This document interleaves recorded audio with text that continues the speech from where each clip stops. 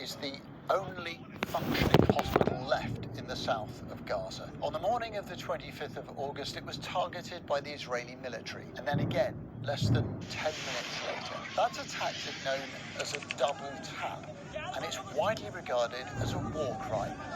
Speaking to the Security Council, the Palestinian envoy to the United Nations, Riyad Mansour, claimed it was no accident that Israel had attacked twice. The second strike on Nasser's hospital was a premeditated strike on medics and journalists who arrived at the scene after the first strike.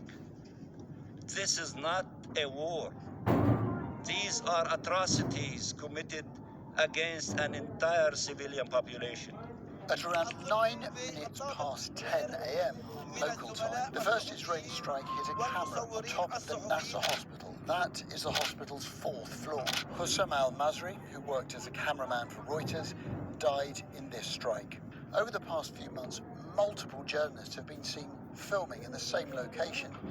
It was a spot that was frequently used by media workers as a hub for internet connectivity, taking advantage of the strong signal to upload material and maintain communications. Medics and other journalists could be seen rushing to the scene to help after that first explosion.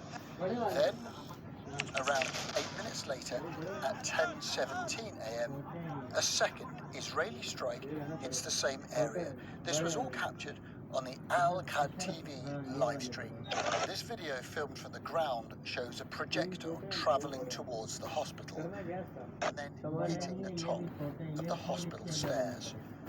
50 seconds later, a second projectile hits the hospital, meters away from where the building was first struck.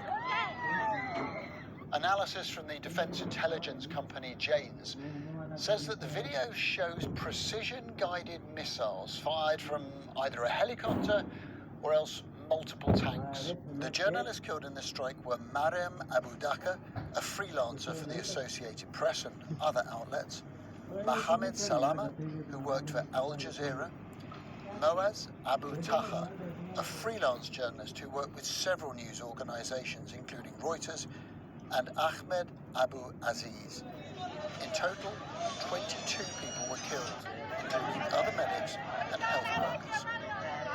Data from Air Wars, which monitors civilian harm, indicates that so-called double tap strikes have been happening in Gaza since the start of the conflict, so this isn't something new. The level of intensity of the bombardment is just not the same. We can't talk about it even in the same sort of breath as other conflicts that we've seen in the last 10, 20 years. This aerial campaign where it's multiple incidents a day, multiple residential buildings.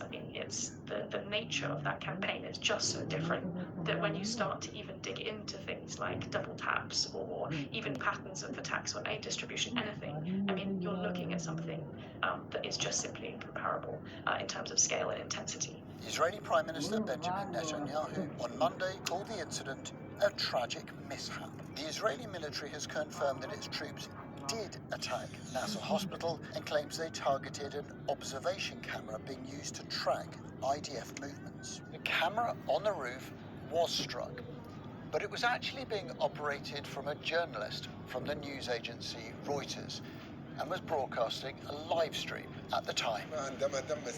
When the hospital was struck the first time, it was journalist Hussam al-Masri who was targeted and killed. He was the only one on that floor in that moment.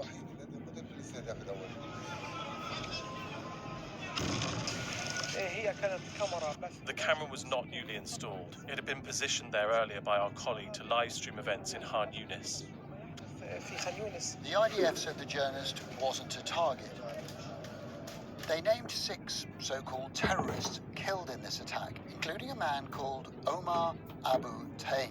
We've seen evidence that he fought against Israeli troops, but our evidence suggests he may have died days earlier. When asked by Sky News, the IDF did not explain why they struck the building a second time during rescue efforts. Nasser Hospital told us it categorically rejects these claims and any... Ситуация на Ближнем Востоке вновь обостряется. Израиль создает новые военные базы на юге Сирии, что вызывает волну возмущения среди местного населения и мирового сообщества. Главная причина напряженности – это не только военная оккупация, но и контроль над водными ресурсами региона. Вода – стратегический ресурс, и борьба за нее превращается в еще один фронт противостояния. Местные жители все громче выражают протест, заявляя, что подобные действия Израиля нарушают международное право и угрожают стабильности региона. Эксперты предупреждают, если ситуация не изменится, она может перерасти в новый виток конфликта, который затронет не только Сирию, но и соседние страны. В этом видео мы разберем символ столкновения, зачем Израиль строит базы именно в Южной Сирии. Капля, почему контроль над водой стал ключевым фактором конфликта. Предупреждающий знак и чем это может обернуться для всего региона. Оставайтесь с нами до конца, чтобы понять всю картину происходящего.